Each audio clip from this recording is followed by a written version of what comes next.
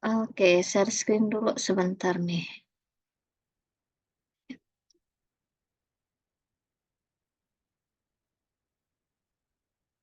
Ya, ya gimana kabarnya hari ini? Sehat-sehat dan semangat? Alhamdulillah sehat, Bu. Alhamdulillah sehat ya.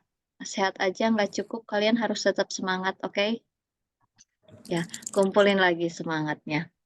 Ya, kita hari ini mata kuliah ekonomi teknik ya akan belajar metode yang ketiga berarti ya, metode yang ketiga payback period atau periode pengembalian investasi ya disingkatnya bisa PP, payback period.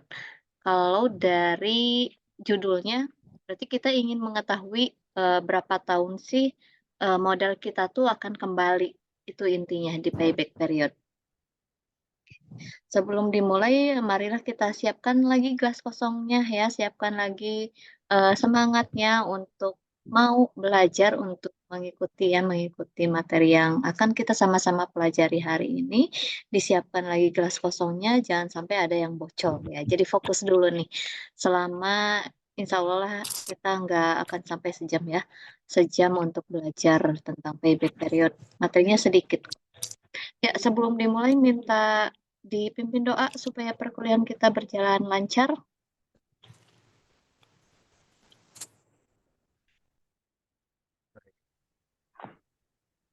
Baik, Sebelum teman-teman, Ayo, sweet. silakan ya, Kak. sebelum kita memulai perkuliahan, alangkah baiknya kita berdoa terlebih dahulu agar ilmu yang kita dapatkan nantinya bermanfaat. Berdoa dimulai.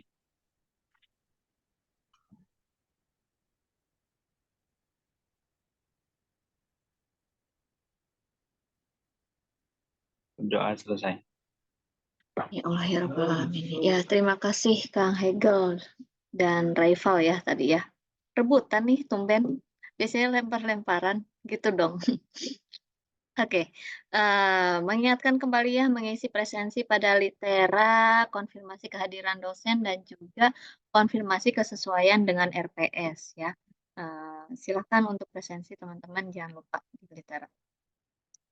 Oke, ini metode ketiga tentang analisis kelayakan suatu usaha atau proyek ya, tentang periode pengembalian investasi atau payback period.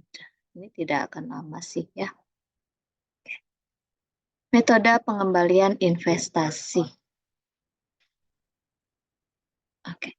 Payback period atau periode pengembalian. Jadi ini adalah berapa sih periode yang dibutuhkan untuk bisa menutup kembali pengeluaran investasi atau disebutnya initial cash investment-nya. Artinya berapa kurun waktu yang dibutuhkan agar bisa menutup kembali pengeluaran saat investasi dengan memakai proceed atau aliran kas neto alias net cash flow-nya. Jadi kita ingin tahu seberapa lama modal kita akan kembali, akan tertutup gitu ya. Jadi kan kalau misalkan ada usaha yang butuh bangun, ada misalkan butuh kantor, bisa sewa atau membangun, itu kan nanti modalnya akan banyak ya. Tapi seberapa lama modal kita akan kembali, makanya kita harus hitung payback periodnya ya, payback periodnya.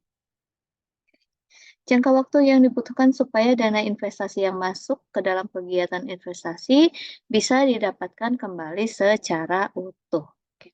Tujuannya, kenapa sih kita harus menghitung payback period? Yang pertama, payback period ini bisa digunakan investor untuk menghitung langkah-langkah yang diperlukan untuk melakukan investasi. Jadi sebagai pertimbangan investor, kalau misalkan payback periodnya selama 3 tahun misalnya, kembali modalnya dalam 3 tahun. Nah itu menjadi strategi si investor kira-kira dalam 3 tahun itu kalau baru eh, untuk mempercepat misalnya, untuk mempercepat kembalinya modal tuh ingin ada strategi apa, itu bisa dilakukan ya.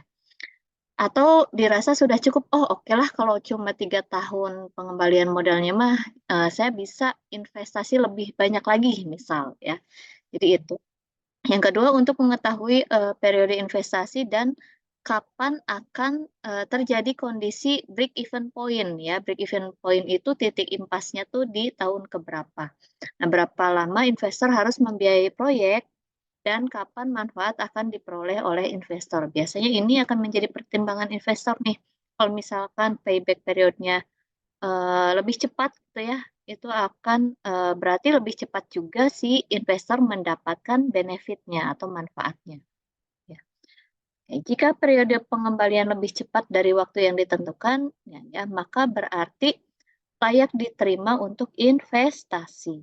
Tapi kalau misalkan, ini kan misalkan ada ditentukan waktunya ya, misalkan waktu ditentukannya itu 4 tahun, dan ternyata setelah dihitung payback periodnya cuma 3 tahun ya, 3 tahun. Nah, itu berarti layak untuk kita berinvestasi atau untuk menjalankan usaha. Tapi kalau tidak ada perbandingan, tidak ada patokan waktu yang ditentukan, minimal kita bisa tahu berapa sih waktu pengembalian modal kita itu. Ya, jadi bisa untuk menjadi pertimbangan nomor 1 dan nomor 2 ya, tujuan ini ya. Tapi kalau ada 2 tadi ya, ada dipatok berapa tahun, terus kita hitung payback periodnya, kalau waktu periode pengembaliannya itu melebihi waktu yang ditentukan, maka tidak layak untuk investasi. Kalaupun kalian tidak ada perbandingan layak tidaknya, tidak apa-apa. Misal di tugas kalian kan tidak ada patokannya untuk berapa tahun nih. Atau ditentukan, kalau di asumsi-asumsi awal kan ada ditentukan, misalkan ya cash flow-nya 2 tahun, misal. Nah, payback periodnya kurang atau lebih nih dari 2 tahun. Kalau kurang berarti layak, kalau lebih berarti tidak layak. Nah, ini rumusnya untuk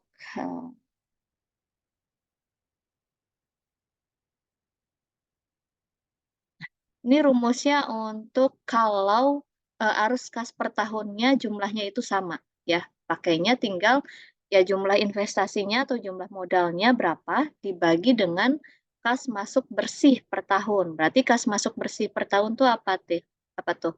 Jadi kan kalau kita dapat pendapatan ya dikurangi dengan modal yang dengan biaya pengeluaran tiap tahunnya, itu baru disebutnya kas masuk bersih per tahunnya.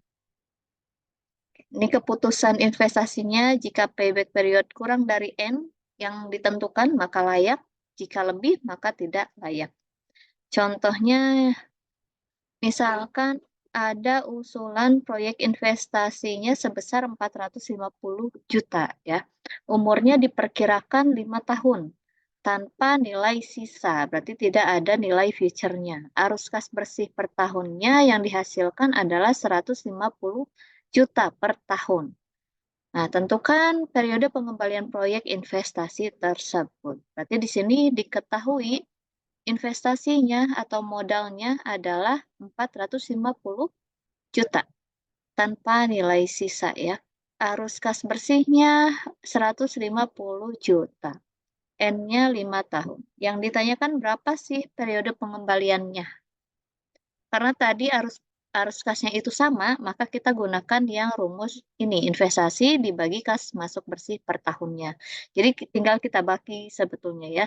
Tinggal kita bagi modal dibagi keuntungan per tahunnya. Ya, kalau di sini ternyata payback periodnya 3 tahun. N yang ditentukan berapa? 5 tahun ya. Karena payback periodnya lebih kecil dari N yang sudah ditentukan, maka investasinya itu layak dijalankan ya, karena lebih kecil nih dari yang sudah disyaratkan. Ternyata 3 tahun aja tuh udah balik modal istilahnya ya. Oke. Contoh kasus yang kedua, misalkan PT Max Indonesia melakukan sebuah investasi dengan besarannya 50 juta. Jumlah proceed per tahunnya 25 juta, maka didapat periode pengembalian besaran modalnya adalah berarti 50 juta dibagi 25 juta ya. Payback periodnya 2 tahun. Karena ini kan tidak ada perbandingan dengan N yang disyaratkan, jadi kita bisa tahu kalau pengembalian modalnya itu bisa selama 2 tahun. Nah, jadi tidak selalu harus dibandingkan dengan N yang sudah ditentukan ya. Ini bisa jadi pertimbangan kita juga. Kalau misalkan balik modalnya 2 tahun, sanggup nggak sih kita ngelolanya gitu. Atau gimana caranya untuk mengurangi, mempercepat pengembalian modalnya? Ada strategi-strategi apa nih yang harus dilakukan? Nah, ini untuk rumus yang kedua, jika arus kas per tahun jumlahnya itu berbeda, ya. N ditambah A min B dibagi C min B. Ini agak pusing juga, tapi insya Allah teman-teman bisa mengikuti. Kriterianya sama ya, masih sama kriteria keputusan layak tidaknya. Nah, N di sini adalah tahun terakhir di mana jumlah arus kasnya masih belum bisa menutup investasi mula-mula. Ya, ini silakan nanti bisa dicatat dulu ya, rumus dan juga keterangan rumusnya. Kalau A itu jumlah investasi mula-mulanya, A jumlah investasi mula-mulanya, B jumlah kumulatif arus kas pada tahun ke N. C itu jumlah kumulatif arus kas pada tahun ke N plus 1. Nah, ini ya. Jadi disimbolkan dengan ABC. Disimbolkan dengan ABC.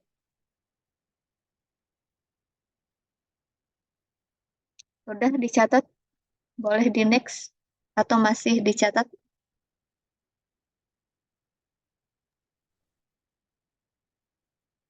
Aman? Udah Bu di screenshot. Oke. Contoh kasusnya misalkan seperti ini. Suatu usulan proyek investasi senilai 600 juta nih. Dengan umur ekonomisnya 5 tahun. Bunganya 12%. Bunganya 12%. Arus kas per tahunnya itu adalah ini arus kas per tahunnya. Jadi berbeda ya, arus kas per tahunnya berbeda. Tahun pertama 300 juta, kedua 250 sampai tahun kelima 100 juta. Ternyata makin menurun ya, arus kasnya nih makin menurun. Hitung payback period dari kasus tersebut. Oke, yang diketahui N-nya, ini N-nya 5 tahun ya.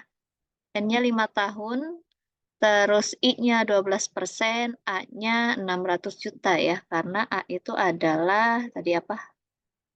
A itu jumlah investasi mula-mulanya ya. A itu jumlah investasi mula-mulanya 600 juta, B-nya 467, 100 nih dari mana nanti kita hitung ya, B dan C akan kita hitung. Sementara kalau belum diketahui ini berarti jangan dulu ditampilkan ya, yang B dan C-nya. Kita akan hitung B dan C terlebih dahulu. Oke. Oke, untuk mempermudahnya, rumusnya mana ya saya tampilkan ya.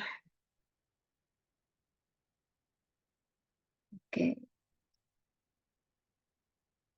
Inilah, untuk mempermudah kita buat tabel bantu. Seperti biasa ada tabel bantu di sini. Ada tabel bantu, kita tuliskan arus kasnya ya, tahun pertama, kedua, ketiga, keempat, dan kelima. Karena tadi ada bunga, dan juga diketahui ada bunganya ya, ada bunganya, maka kita harus cari nilai present dari nilai masing-masing ini ya, dari masing-masing feature-nya. Nah, pertama kita harus cari cari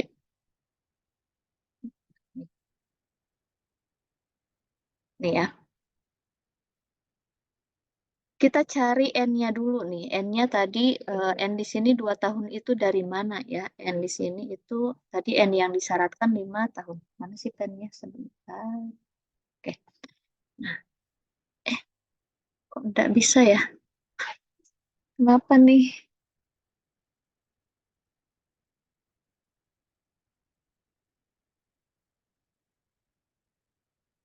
Udah, harusnya saya bisa. Oke.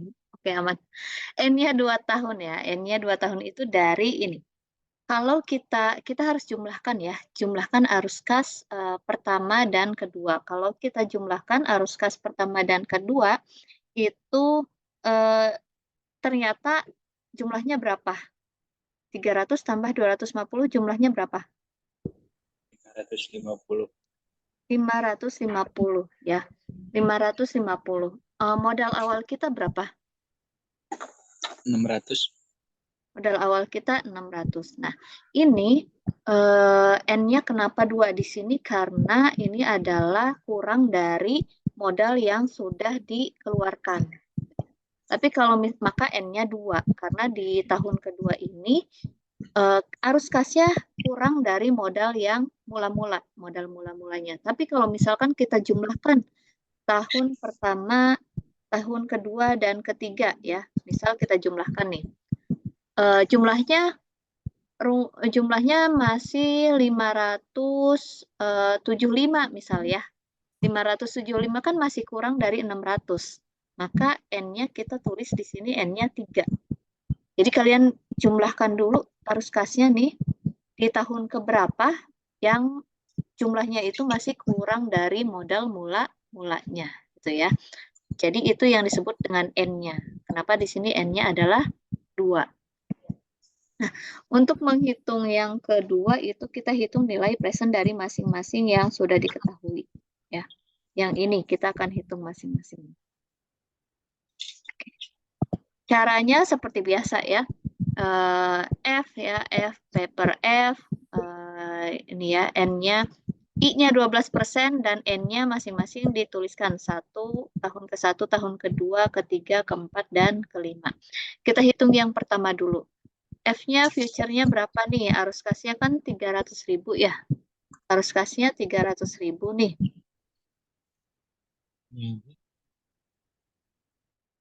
Oke, arus kasnya 300.000. Berarti ini adalah nilai future yang pertama nih.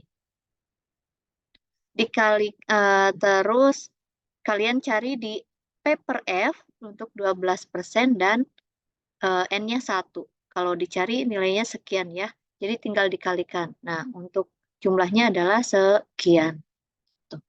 Jadi untuk yang kedua juga sama. Berarti nilai F-nya 250.000 yang ini yang kedua. Terus kalau yang N ketiga berarti yang 200 juta. Yang keempat yang 150, yang kelima yang 100.000. Nanti diperoleh hasil-hasil ini ya. Hasil-hasil ini diperoleh dari perhitungan nilai present yang diketahuinya ini sebagai future. Jadi ini tuh kalian flashback lagi cara menghitung gradien itu loh. Kan berbeda-beda ya, berbeda-beda future-nya. Jadi hitung satu per satu. Ada yang dihitung satu per satu, ada juga nanti yang kita ubah dulu ke anual. Nah, kalau yang ini hitung satu per satu. Oke, selanjutnya baru kita hitung arus kas kumulatifnya. Kumulatif itu untuk yang pertama berarti jumlahnya masih ini ya, masih 267. Nah, yang kedua ini diperoleh dari 267 ditambahkan dengan yang ini. Ditambahkan 199.300, hasilnya yang kedua. Yang ketiga ini diperoleh dari 467 ditambahkan dengan yang ini ya. Jadi ditambah silang lah, ditambah dengan yang ini, dikumulatifkan sampai ke yang terakhir, yang kelima. Kalau kita sudah buat tabel ini, baru diketahui nih N-nya berapa. N-nya itu adalah 2 ya. N-nya 2. Kenapa 2? Karena ketika dijumlahkan masih kurang dari modal mula-mulanya. Ya. Terus nilai A-nya berapa? A itu adalah jumlah investasi mula-mula. Jadi A itu 600.000. Terus B-nya berapa? B itu apa? Jumlah kumulatif arus kas pada tahun ke N. Pada tahun ke N. Berarti kalian fokus tahun ke N-nya tahun ke berapa nih? Kedua, Bu. Tahun kedua. Nah, kalian fokus ke sini. Kurang jelas juga ya. Di-highlight kah?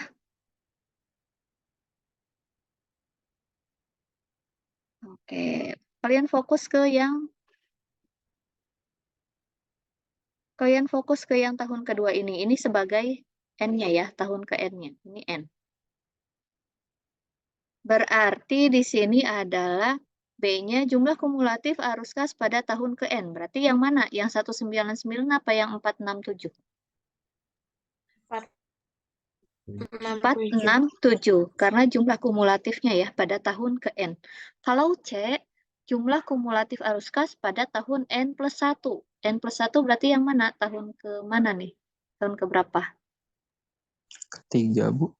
Tahun ketiga ya, tahun ketiga. Oke, sip. Nah, berarti yang ini ya, yang 609 ini nih. Ini N+1, ini yang N-nya. Makanya kita harus hitung arus kas kumulatifnya sebetulnya ya, untuk mengetahui mana nilai B dan nilai C. Oke, kalau kita hitung ternyata hasilnya 2,09 di sini ya. 2,9 kita ubah berapa tahun, kalau di sini ubah ke tahun dan bulan ya. Untuk yang 2 awal di sini adalah berarti 2 tahun. Nah, untuk 9 ini kalian kalikan ya, kalikan. Berarti 0,9 dikali dalam 1 tahun ada berapa bulan? 12. 12 ya. Kalau dihitung berapa nih? 0,9 dikali 12. Sekitar 10,8 ya. 10,8an. Dibulatkan aja jadi 11 bulan ya. Jadi payback periodnya 2 tahun 11 bulan. Kalau di sini ada jangka waktu yang disyaratkan nggak? Jangka waktu yang disyaratkan di soal tadi ada nggak? 5 tahun. 5 tahun ya, 5 tahun. Nah, berarti layak atau tidak kalau payback periodnya 2 tahun 11 bulan? Layak. Layak ya. Oke, seperti itu ya. Jadi kalau diketahui yang di sini, kalau arus kasnya berbeda, analisis dulu N-nya berapa ya. Jadi dihitung dulu nih, mana nih yang nilainya kurang dari modal mula-mulanya. Itu baru N-nya. N-nya yang ditentukan adalah 2 tahun ya. Seperti itu. Oke. Ada studi kasusnya misalkan seperti ini. PT Belajar Sukses berinvestasi sebesar $100.000. Oke, dengan umur ekonomisnya 4 tahun, bunganya 15% nih. Arus kas per tahunnya ada 4 tahun ya. $50.000 sampai ke $20.000. Hitunglah payback period dari kasus tersebut. Coba ini latihan ya, nanti teman-teman coba hitung. Kalau ini berarti pakainya yang mana? Pakai yang arus kas rumus 1 atau rumus 2? Rumus 2, Bu. Rumus kedua ya, rumus kedua. Nanti coba dihitung ya. Masih ada setengah jam sih. Nanti dihitung. Dan juga ini untuk latihan soalnya ya. Jadi ada 2 latihan soal. Ini untuk yang arus kasnya sama dan untuk yang arus kasnya berbeda. Nanti teman-teman cobanya yang ini. Coba dihitungnya yang studi kasus ini. Silahkan nanti dikirimkan ke mana? Ke WA aja lah ya. Ke WA aja, dikirim ke WA aja. Pengen tahu sih teman-teman paham atau enggak dengan yang berbeda jumlahnya di arus kas ini ya. Oke, kalau latihan silahkan mau dikerjakan atau tidak opsional ya, tapi studi kasus harus dikerjakan. Oke, sebelum ke diskusi, ingin mengingatkan kembali untuk tugas terstrukturnya ya, berarti nambah 1 nih, nambah 1 dihitung payback periodnya, dihitung payback periodnya. Ya, ada yang ingin ditanyakan dari materi hari ini? Atau yang lainnya? Ibu, maaf untuk studi kasus tadi, deadline-nya hari ini juga. Ya, karena kita masih ada waktu setengah jam ya, sampai jam 10 ya. Baik, Bu. Materinya di-share di Litera nggak, Bu? Ada di Litera. Sudah ada belum? Nanti dicek Udah lagi, Bu. sih. Udah sih.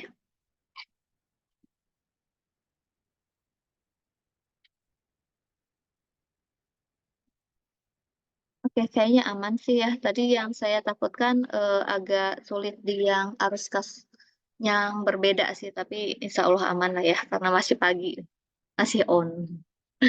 Oke, kalau tidak ada yang ingin ditanyakan, berarti hari ini kita sudah, teman-teman harusnya udah tahu ya pengertian payback period itu apa, terus kenapa sih kalian harus menghitung payback period, dan juga sudah belajar perhitungan payback period dengan arus kas yang sama dan juga arus kasnya yang berbeda tiap tahunnya. Oke, next menyampaikan quotes of the day ya. Usaha tanpa doa itu sombong ya. Kalau kita usaha tanpa berdoa itu dibilangnya sombong, termasuk sombong. Tapi kalau doa tanpa usaha termasuk bohong ya. Jadi kalian doa terus tanpa usaha ya sama aja bohong gitu ya. Oke. Nah, terakhir untuk yang ini sistem lingkungan industri mau kapan diganti karena hari Kamis kita libur lagi nih, Kamis Jumat.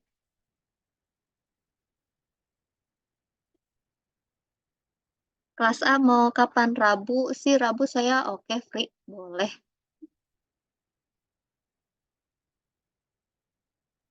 Paling jam berapa, Bu? Soalnya bagian Haikal. Kalian Rabu ada kuliah nggak? Jam berapa ada kuliah?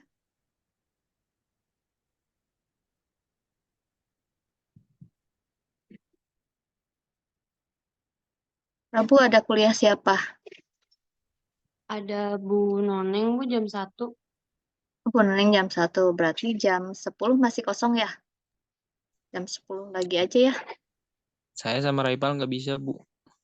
Oh, yang Gamtek. Yang gam... Nanti yang Gamtek ke Prodi dulu ya, Kang. Ambil DHMD, lupa baru dibuat. Baru selesai Iya, Bu. dibuat. Berarti jam berapa? Jam 9. Boleh? Gak bakal jam 9 lah ya. Kang Hegel online di kampus juga bisa. Iya. Iya, Bu. Boleh. Jam 9 ya? Gimana?